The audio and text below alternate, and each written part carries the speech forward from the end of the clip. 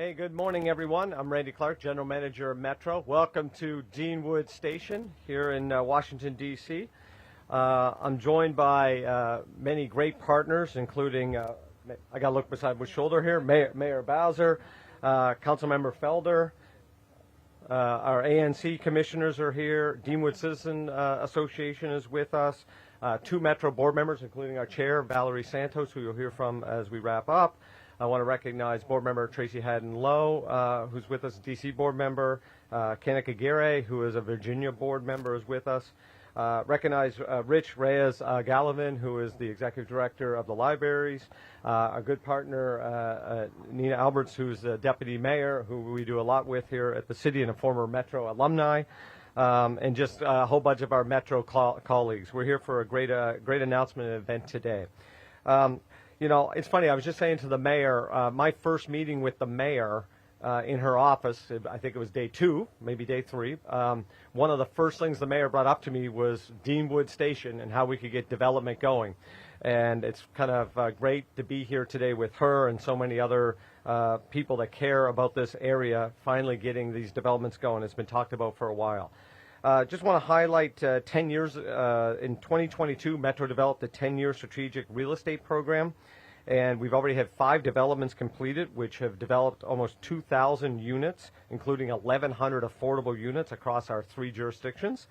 In this particular project, in July 23, the board authorized the public hearing. December 23, the board of directors adopted the plan to eliminate all the, about 160 spots across the street to allow this development happening. And there's been a lot of engagement with ANC 7C, the Citizens Association, and of course the council member and his staff. These developments are not only amazing because they create affordable housing and just overall housing and mixed-use development. This one will have a library, which we're very excited.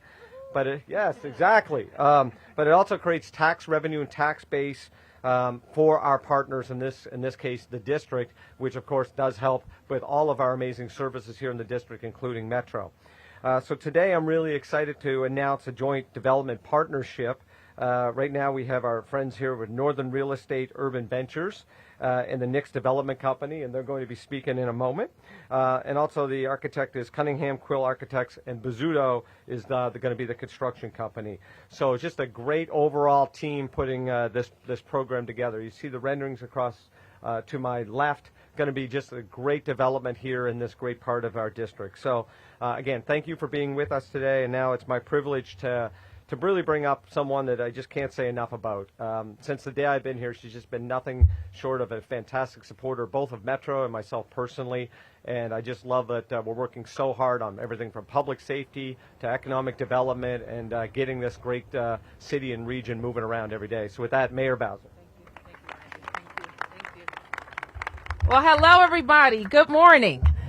And let's give Randy Clark and the entire Metro team a big round of applause. Give them a big round of applause. They indeed keep our region moving, and in many, many ways are the economic engine for our region, not just for the district, but for Maryland and Virginia, in making sure that people have reliable, safe public transportation, not just for work, but for play and for all of the activities of their lives. And we're very, very fortunate to have a system like Metro, aren't we? People come to our city, they comment to me often about how beautiful, clean, and safe our Metro system is. So once again, give it a hand to all of our operators, station managers, everybody that is working behind the scenes to make sure our routes work appropriately, or buying beautiful buses. This is what it means to have a world-class transit system. And part of that is using our investments in public transit to also create other opportunities in our city. One part of Randy's introduction that he forgot is that I used to be on the Metro board. The other part was that Valerie used to be our deputy mayor for economic development. So we have a lot of full circle moments today. But when I was on the board, I did focus quite a lot on the real estate portfolio and how we could use it, council member, to create more of our economic development goals. And that's why we're here at Deanwood. That's why we had that conversation a little bit ago. I'm always looking at public property, that which we own and that which our public-private partners own, that we can have joint developments with. And so today we're celebrating this opportunity, underutilized parking lot that needs a fresh start. So we're going to turn it into a vibrant hub for housing and amenities right here in Ward 7. So we're very happy about that. I want to acknowledge and congratulate Gina Merritt, who has been very successful in the district from Northern Real Estate Ventures, and congratulations on your selection for this project. So we know that metro stations connect residents to the entire city and also drive down traffic. So if we want to deal with traffic, everybody go back to the bus. Go back to the train. We're waiting for you. And unlike many properties across the country during COVID or in the COVID downturn, Metro didn't turn away from service or frequency. Instead, Metro said, jurisdictions, keep it coming. Keep it coming, because when we get on the other side of this pandemic, we're going to be ready. And we're going to be one of the first properties across the nation that gets back to pre-pandemic levels of travel. And I think on some days and some seasons, that's exactly where we are. So we're fortunate. And I see that Metro keeps breaking records. We know it didn't happen by accident. We know it happened because of great leadership. And we're looking forward to the opportunities that are going to be here, even a neighborhood library. So with that, once again, my appreciation, congratulations to all involved who got us here. And now I have the privilege of introducing who's going to be a fantastic council member for Ward 7, Wendell Felder.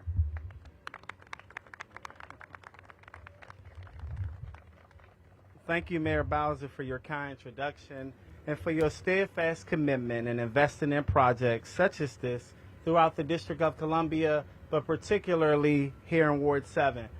Good morning, everyone. Welcome to the best ward in the District of Columbia, if I do say so myself. My name is Wendell Felder, and I have the pleasure of serving as the Ward 7 council member. Let me begin by saying congratulations to the Deanwood Joint Development Project Team, Nix Development, and the Northern Real Estate Urban Venture Group for being selected to lead this transformative mixed-use development project right here in the heart of Deanwood. I also want to thank Randy Clark, General Manager of Metro, Metro Board Chair Valerie Santanos, and their WMATA team for their commitment to being a vital partner to DC and to the Ward 7 community.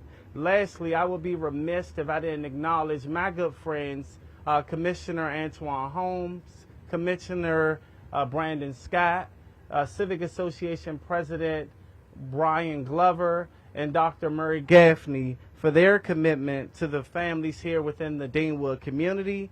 Today is more than just an announcement. This is a signal to residents and investors that it's a new day here in Ward 7.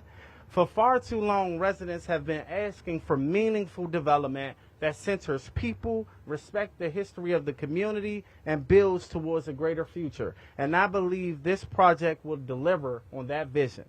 This project will not only provide quality, affordable housing, jobs, neighborhood-serving amenities, but it will also serve as the impetus for future transit-oriented development projects across the ward. Deanwood is one of our city's most historic and culturally rich neighborhoods. We are now blending that proud legacy with smart-oriented development that will improve the quality of life for everyday Ward 7 families. So again, congratulations to the Deanwood development team. The future of Deanwood is bright, and it starts right here, right now. So now, let me bring you a member of this team, Dr. Gina Merritt, with the Northern Real Estate Urban Venture. Thank you.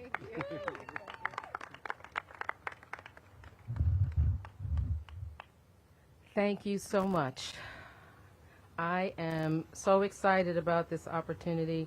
I would like to thank WMATA, GM Clark, WMATA staff, and the evaluation panel for selecting our team. On behalf of myself, the NRUV team, Ray Nix, Nix Development, Bizzuto Construction, and Cunningham Quill Architects, we really appreciate you selecting our team to develop this very, very important site. We are so honored to serve the DC Mayor, the DC Council, residents of the District of Columbia, but most especially the residents of the Deanwood community. This is really talking about full circle moments, this is really a full circle moment for me and for Ray.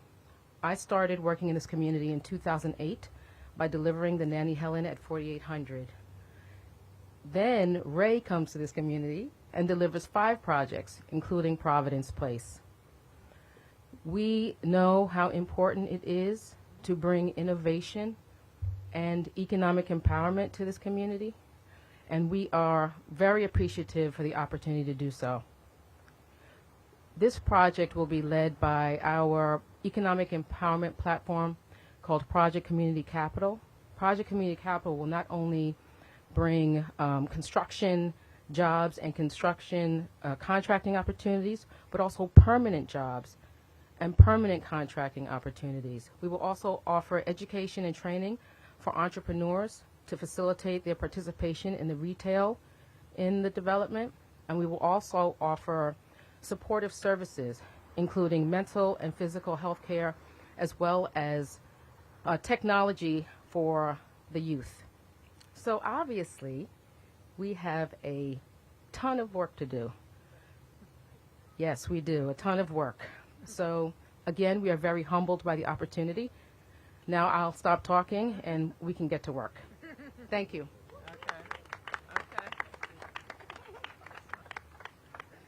Okay, so Valerie Santos is a Metro Board Chair who will speak next. All right, good morning. And thank you, Gina, thank you, Mayor and Randy.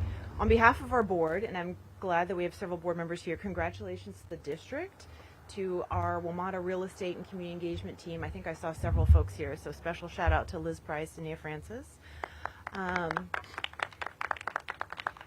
Our partners, DC Public Library, I know, have been engaged with us for a while, and of course our private development team for bringing this collaboration forward.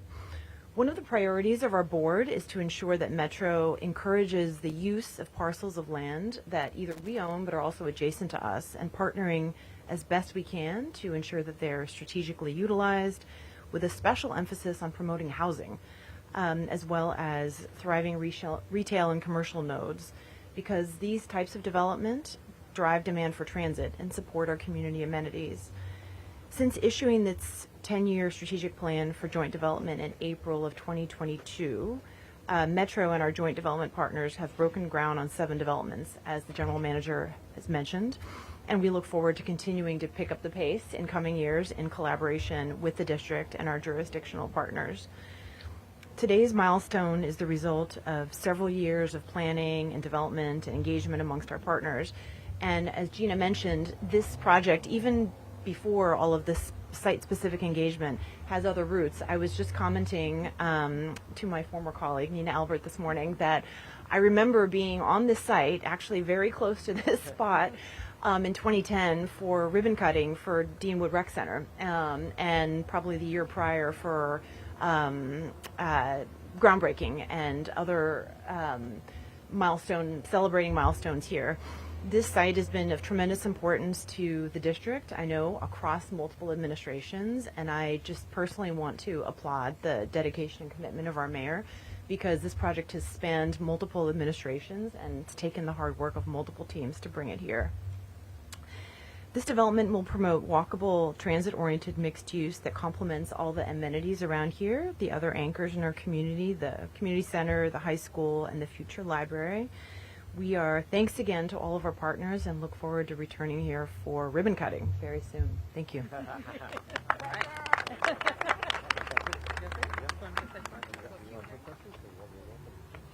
Okay, we're happy to take any questions, although I got a feeling they won't be mostly for me. But happy to take any questions. But that we could obviously talk about the project, which would be great. Yes, sir.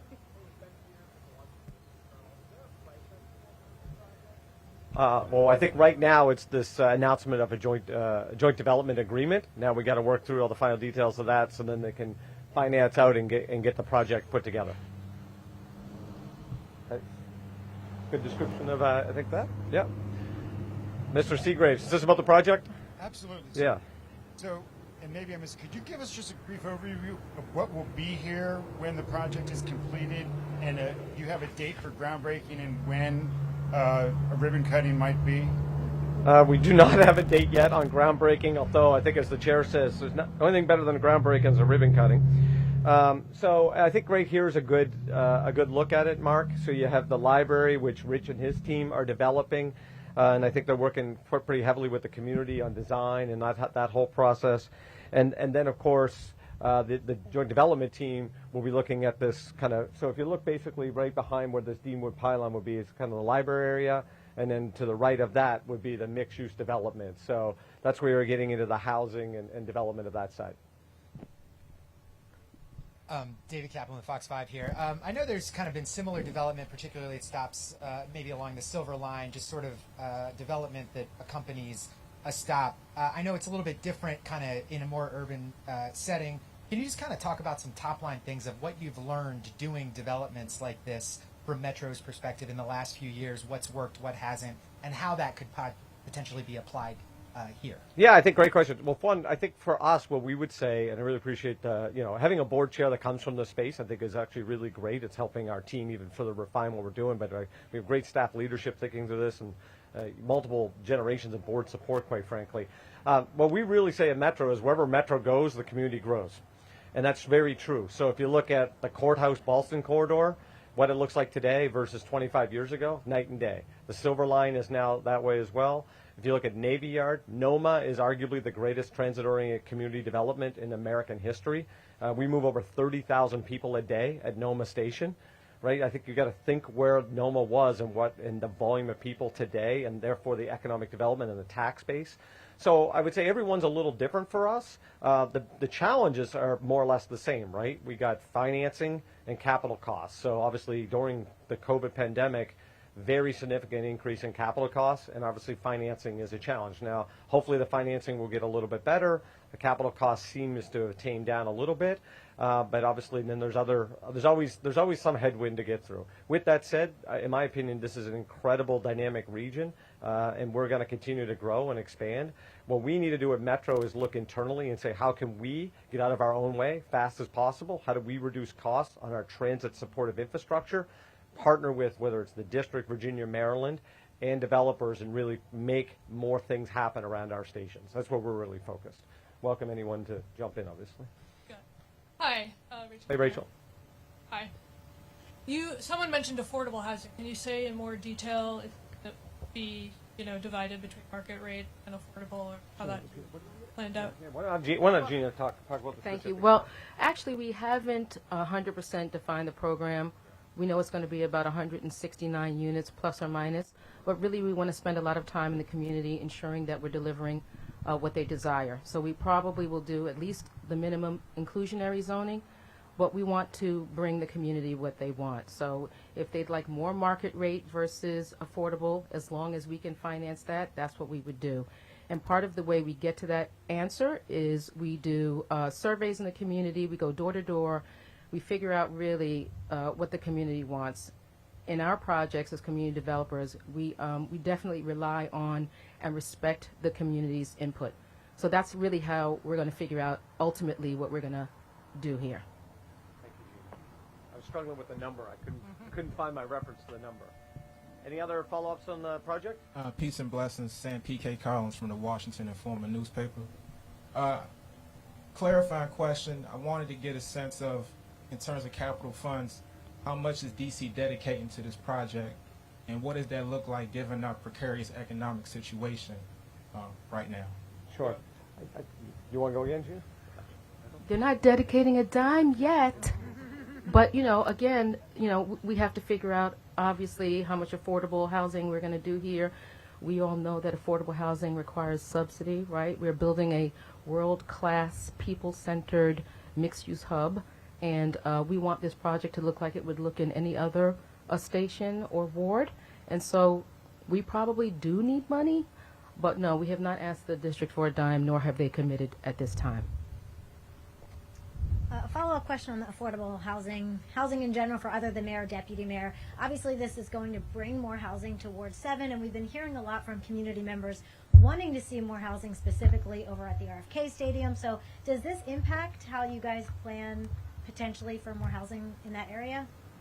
In what area? In Deanwood? With more housing going in here, so bringing in more housing towards 7, does it impact how you plan any potential housing that could go into the RFK Stadium? Very clever, but not that clever. We're talking about Deanwood. And what we committed to 10 years ago and what we continue to commit to is building more housing everywhere across all 8 wards. And the great thing that we have is a record of delivering that. We promised we would deliver 36,000 units by 2025, and we did more. Any other questions? All right, we'll take one more round. Yep. Mayor, some off topics for you. Sure. It's been a violent several days in D.C. We had the shootings in Navy Yard, Southeast, to name a few, and several of them juveniles were involved either as suspects or victims. Have you gotten any briefings from the chief on this, and what's your response? I am constantly briefed by the police chief. I am very grateful to MPD for the work that they did this weekend. In addressing some, I can't really call it another thing about other than to say there were a lot of marauding kids. All right? And part of that is a police job, and part of that is a community's job and a family's job. Where are your kids? They shouldn't be marauding around different entertainment districts, on the train, anything like that. We should have control of our kids as a community and as families. And when community and family don't know where their kids are, the police will deal with them. And that's what happened this weekend. And do you know whether the new juvenile unit was involved in any of the response here? It's an investigatory unit, and now I don't know specifically. Yes.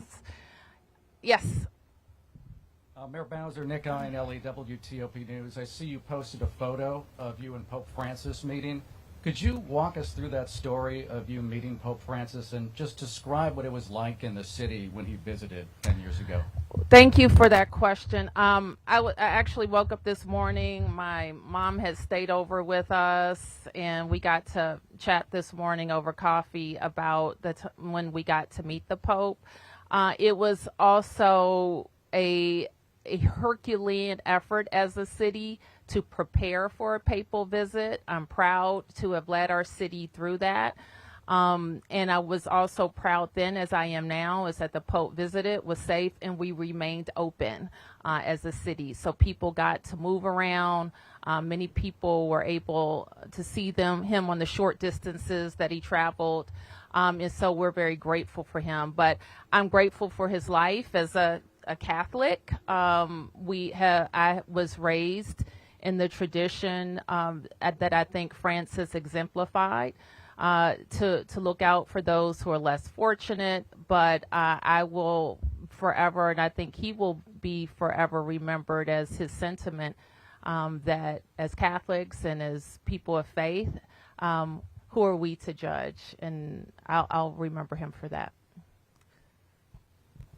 I just wanted to, the city administrator has until Friday to sort of brief you on potential cuts and impacts to build the budget, the $410 million shortfall. I'm curious if you can tell us now just where things stand, if you've heard anything from the House, and where things stand regarding potential cuts that the city administrator may present to you by Friday. We continue to call on the Congress to make these fixes so that we don't need to make a new summer budget. And that's where we stand. We continue to prepare, but we're going to work with the House so that they can make the fixes that they need to, so that we don't have a summer budget that cuts services in any way, shape, or form. Who's next? Yes. My question is in regards, it's sort of a follow-up here, and after speaking with DC government employees, there's questions about, in the event of a furlough, who would be the first to be laid off? Has there been any talk around that in regards to either seniority or in regards to utility within the government? What is the strategy in terms of that, if it does come down to Congress not holding up its end of the bargain? If it comes to that, I can assure our employees that they will be treated fairly and according to all of our policies and procedures. And I want to emphasize to them that this is not something that DC government has done wrong, or is not a case where we don't have the money to pay for their services or other services, but we have a situation where we need a congressional fix to prevent the type of summer where we don't have the overtime that we like to ensure that we have the number of police that we need, not just for our own policing, but for a summer of national events that we need. I don't ever want to think about, oh, I can't do that because I can't pay the police overtime. That's not, when you're sitting in my seat, you want to be able to deploy when you need to deploy. So those are the types of things that can and must be avoided. Yes. Mayor Bowser, two quick off topics. One, anything that you want to tell the public about the ongoing negotiations with the commanders, and particularly as they might be faced with being asked to sign petitions for a balloted initiative to try to block the effort to bring a stadium? I think that DC residents, especially DC residents right here in Ward 7, are very excited about world-class sports. They were excited about the Washington Nationals, the Washington Wizards, the Washington Capitals, the Washington Mystics, DC United. They know we're the sports capital, and they know what that means for our economy. But more than that, I look forward in the couple of days of presenting our ideas about how we address a shifting economy. And our economy is shifting because of federal government decisions about people, headquarters, and the like. And so Deputy Mayor Albert and I and our entire team is very focused on how we prepare DC for a different economy. And a big, big bright spot in our economy is entertainment and sports. So we're going to be presenting to the council a very robust plan about how we change our economy to get ready for the future. Could that be the 26 budget as well, or is that separate from this announcement that you're talking about? I'm not sure what announcement am I talking about? You'll be discussing how you'll be just dealing with the shifting economy. Yes. Is that outside of the 2026 budget that you'll be presenting, I guess, in the coming days or weeks? Our 26 budget is about growth. I'll ask you and Deputy Mayor Albert on a separate topic to respond to the New York Times reporting on Therm. Seem to be some similarities to what they're reporting about, in their words, in their reporting, misleading Toronto about some of their background before being given an opportunity to develop there, much in the same way they're coming here to DC. I'm wondering if you've looked into those concerns, if it's cause for any kind of pause on that development deal or any concerns on your all's part? No, I don't think we are pausing on our environmental assessment, which is the stage where we are, and we're going to go full speed ahead with that environmental assessment. We believe that we have a proposed destination that will work for the city and attract thousands of people, but we're nowhere near deal stage. We're talking about the environmental assessment. Yes. I think you said earlier this year that you would decide by June if you were going to run for re-election. Is that still your plan, and any thoughts on? It's not still my plan, because I don't think this is the time to be talking about elections in the district. It's the time to be focusing on our growth and getting stable. Yes. Back to the budget issue. Can you say anything about what agencies have submitted waivers or that you're granting waivers? Can you talk a little bit specifically about what the impact on Metro could be? We haven't granted any waivers. We're not at that stage, and we're hoping that we don't get to that stage. And I don't anticipate any impacts on Metro. Yes. And going off of waivers, Mayor, do you know roughly how many agencies have submitted requests for waivers? I don't, but I would say I don't think any have, but I'm not sure about that. It could be, but I'm not aware of it at this stage. And even while the House is in recess, it sounds like, are you saying the conversations are ongoing between your staff, between Wilson Building staff, with leaders on Capitol Hill, as far as we have our Plan A and Plan B, if you will, so you'd still like to see the budget fully restored. Are those conversations continuing for fiscal year 25? They will, for what I referred to it as the summer budget, okay? Because we've been in a fiscal 25 budget since October. And what we're talking about would be unnecessary changes in a city during the summer, over $400 million with less than 6 months to make those adjustments. So anybody who has a ounce of experience in budgeting, especially municipal budgeting, know how devastating that could be. And all because of oversight, in which it appears to be, wasn't addressed in the proper time. So yes, we still want the Congress to fix it. Okay, 2 more. Yep. RFK related question. Yep. In regards to the support for it. What do you make of No Billionaires Playground and the fervor around a ballot initiative that calls for more affordable housing on that campus? We are looking forward to discussing with the community affordable housing. I can't speak on any fervor. I don't see fervor. The fervor I see is for bringing our team home. Any questions? Any other questions? That's it? Okay. Thank you.